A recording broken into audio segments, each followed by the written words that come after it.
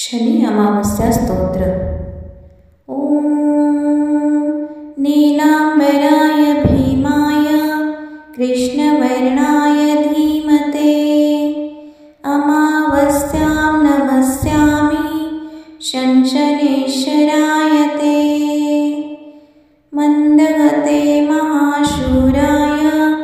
कालचक्रप्रवर्तिने भक्तानां रक्षकाराय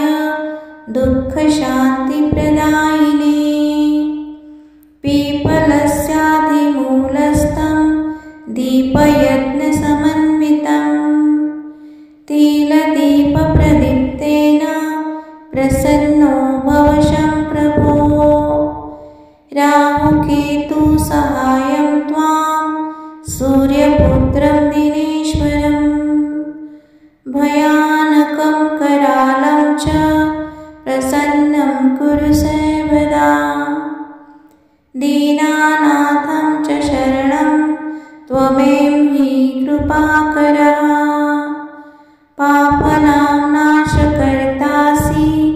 सौभाग्यप्रदकारकः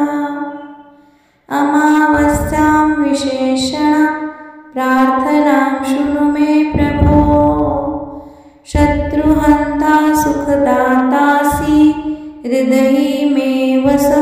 शंशनेह स्तोत्रमेतत् पठेद्भक्ता शन्यानिशि समाहितः तस्य